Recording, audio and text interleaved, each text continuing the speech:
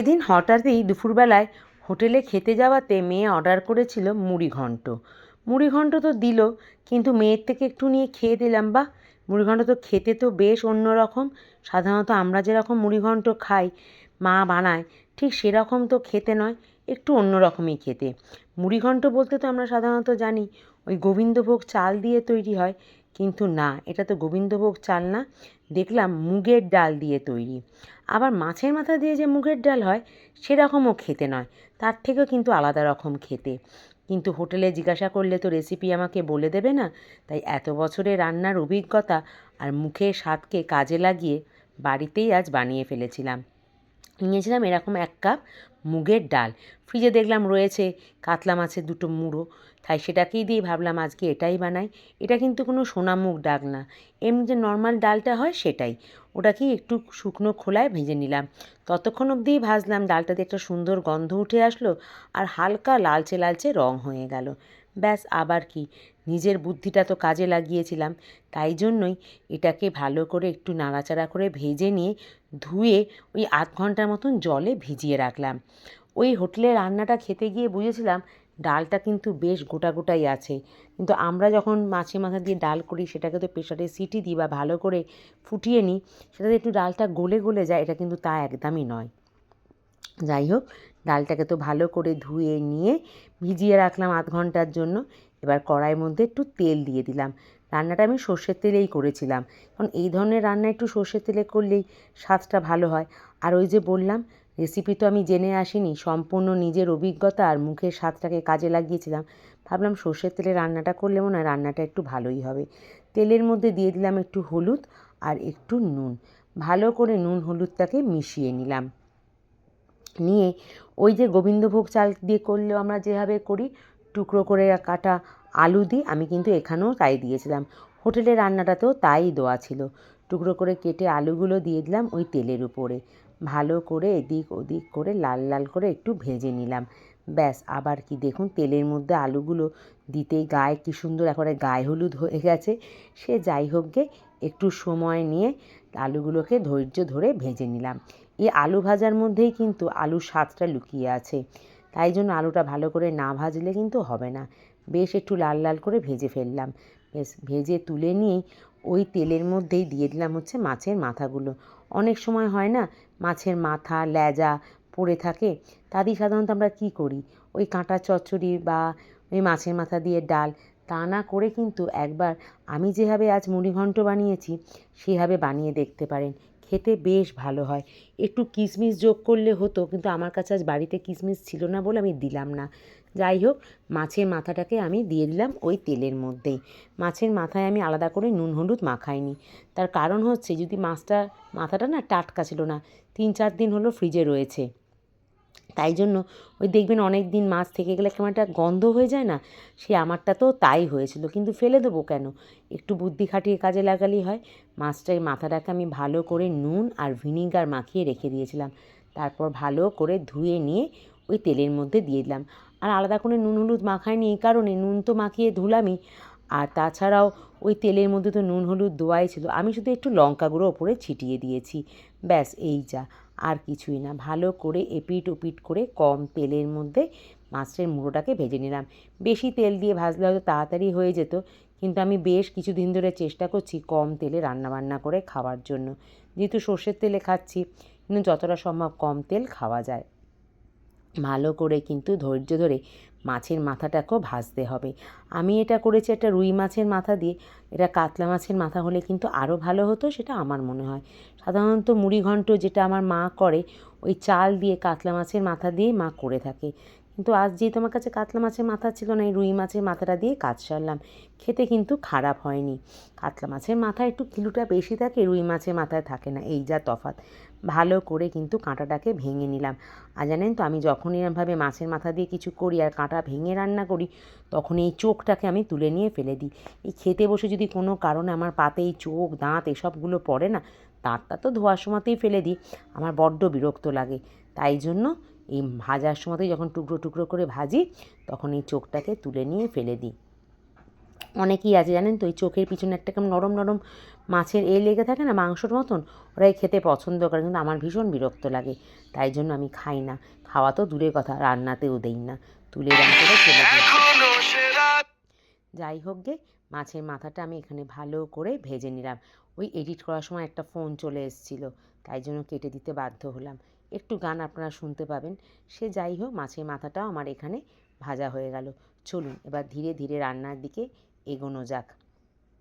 হ্যাঁ, আপনারাও কিন্তু এইভাবেই মাছের মাথাটাকে একটু ধৈর্য ধরে ভালো করে ভেজে নেবেন। ওই আলুর ওপরেই মাছের মাথাটাকে একই সঙ্গে তুলে রাখলাম। ওই দুটোকে তো একই সঙ্গে দিয়ে কষাবো, আবার কি। যাই হোক, আবারও কড়াইতে একটুখানি তেল দিয়ে দিলাম। ফোড়নের মধ্যে যোগ করেছিলাম হচ্ছে ওই একটা শুকনো লঙ্কা, একটু তেজপাতা, একটু দারচিনি আর একটু ছোটো এলাচকে ফাটিয়ে দিয়েছিলাম। আর এখানে চাইলে একটু লবঙ্গ, একটু গোটা জিরে এগুলোও দেওয়া যেত, কিন্তু আমি আর দিইনি। হ্যাঁ, আমি শুধু এইগুলোই দিলাম। আপনারা যদি মনে করেন এগুলো দেবেন, মানে ওই লবঙ্গ, গোটা জিরে, সেগুলো আপনারা দিতে পারেন। গোটা জিরে আমি এ কারণেই দিইনি, তার কারণ হচ্ছে রান্নাটা শুরু করার আগে আপনাদের সাথে শেয়ার করা হয়নি ওটা, আমি একটু ভাজা মশলা বানিয়ে রেখেছিলাম, যার মধ্যে ছিল হচ্ছে একটা শুকনো লঙ্কা, একটু গোটা জিরে আর একটা ছোটো এলাচ। হ্যাঁ, একটু ফাটিয়ে নিয়ে আমি মানে কাঠখোলায় ড্রাই রোস্ট করে নিয়ে তাকে গুঁড়ো করে রেখে দিয়েছি। ফোড়নটা একটু নাড়াচাড়া করে নেওয়ার পরে বেশ বড় সাইজের একটা পেঁয়াজকে পাতলা পাতলা করে কেটে আমি এই তেলের মধ্যে দিয়ে দিলাম। পেঁয়াজটাও একটু ভাজতে হবে। রান্নাটা এক পথ ঠিক কথাই, কিন্তু যেহেতু নিজের অভিজ্ঞতা কাজে লাগিয়ে লাগিয়ে করছিলাম তো, তাই জন্য রান্নাটা করতে আজ আমার একটু বেশ সময় লেগেছে। ধরুন ওই 20 মিনিট মতন লেগে গেল এই একটা পদ রান্না করতেই। ভালো করে একটুখানি নুন দিয়ে দিলাম যাতে পেঁয়াজটা তাড়াতাড়ি নরম হয়ে যায়, আর দিলাম হচ্ছে সামান্য 2-4টে দানা চিনি, যাতে পেঁয়াজের রঙটাও খুব তাড়াতাড়ি লালচে হয়ে যায়। এই যে ভালো করে পেঁয়াজটাকে একটু এদিক ওদিক নেড়ে নুড়ে ভেজে নিলাম। আর বেটে রেখেছিলাম হচ্ছে কাঁচা লঙ্কা, টমেটো, আর না টমেটো না, কাঁচা লঙ্কা, রসুন আর আদা। রসুনের পরিমাণটা আমি এখানে কমই দিয়েছি, কারণ রসুন আমি বেশি খেতে পারি না, খেলে আমার একটা রসুনের গন্ধের ঢেকুর ওঠে, সেটাই জন্য আমি রসুনটা একটু কম দিয়েছি। আপনারা যারা রসুন খেতে পারেন দেবেন। হ্যাঁ, ভালোই লাগবে, কিন্তু গন্ধটা খারাপ লাগবে না। মিক্সিতে ভালো করে একটু জল দিয়ে পেস্ট করে নিই, সেই পেস্টটা আমি এর মধ্যে ঢেলে দিলাম। ব্যাস, আবার কি, আপনারা চাইলে এতে টমেটো পেস্টও ব্যবহার করতে পারেন, কিন্তু আমি টমেটো এরকম কুচো করেই এর মধ্যে দিয়েছিলাম। তাতে কি হবে, টমেটোটা বেশ ভালো মতন একটু নরম হয়ে যাবে। আর ওই বেটে দিলে না, ওর জলটা মরতে অনেকটা সময় লাগে, তাই জন্য আমি এখন বেটে একটু রান্না টমেটো কমই করছি। ভালো করে মশলাটাকে এদিক ওদিক করে নাড়াচাড়া করে নিলাম, মানে হচ্ছে একটু কষিয়ে নিলাম যতক্ষণ ওই কাঁচা গন্ধটা না যায়, এই পর্যন্ত।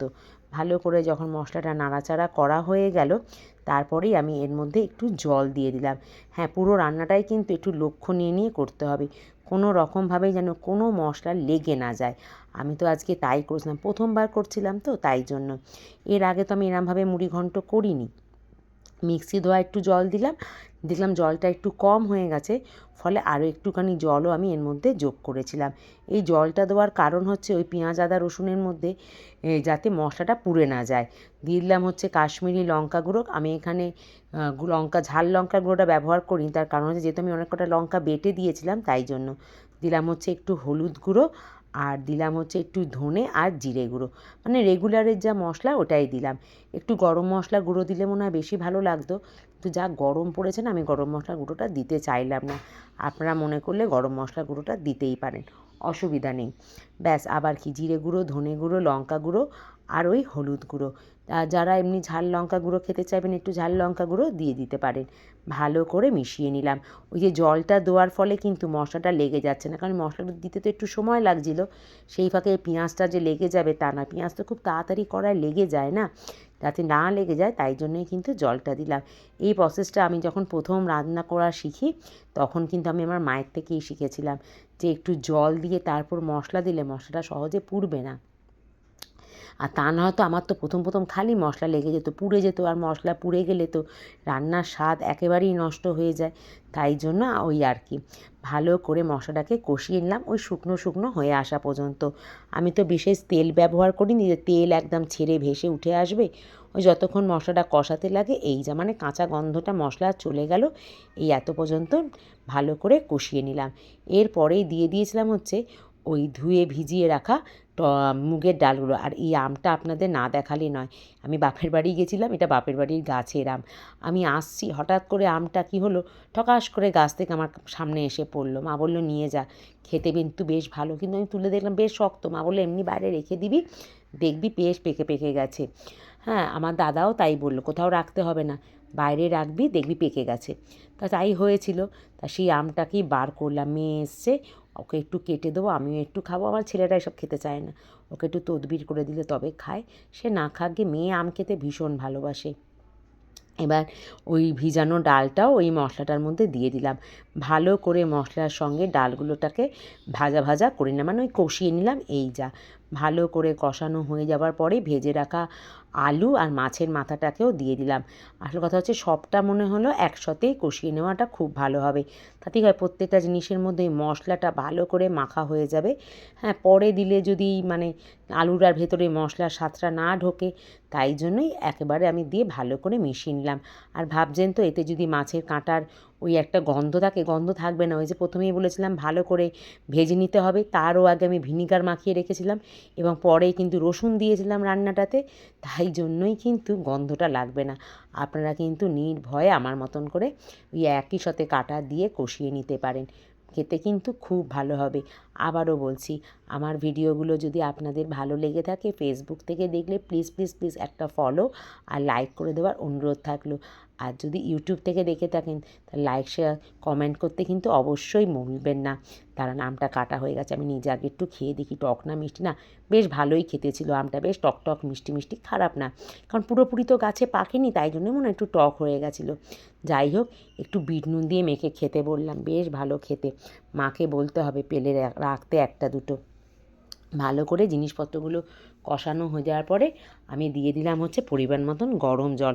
ঠান্ডা জলটা আমি এমনিতেও রান্নায় ব্যবহার করি না, আর এখানতে তো আরোই করলাম না, কারণ ঠান্ডা জলের মধ্যে ওই ডাল, ঠান্ডা জল বলতে রুম টেম্পারেচারের জলের মধ্যেও যদি ডালটা পড়ে না, ডালের মধ্যে যদি জলটা পড়ে, ডালটা সেদ্ধ হতে অনেকটা সময় নেবে। এমনিতে তো রান্নাটা করতে অনেকটা আমার সময় লাগছে, তাই জন্য গরম জল দিলাম। আর গরম জল দিলে তো রান্নার স্বাদ সব রান্নারই এমনিতেই খেতে বেশ ভালো হয়। প্রয়োজন মতন জল দিয়ে দিলাম, খুব একটা বেশি জল এখানে ব্যবহার করা যাবে না, কারণ এটা তো মাছের মাথার ডাল হবে না যে ডালটা ফুটে সিদ্ধ হবে। এটা ডালটা কিন্তু যাতে গলে না যায় সেদিকেই লক্ষ্য রাখতে হবে। আলুগুলো সিদ্ধ হয়ে যাবে, মানে সুসিদ্ধ হবে। আর কারণ ভাজার সময় দিয়ে তো মোটামুটি একটু সিদ্ধ হয়েই গেছিলো, আর একটু সিদ্ধ হবে, আর ডালটা গলবে, মানে সিদ্ধ হবে কিন্তু গলবে না।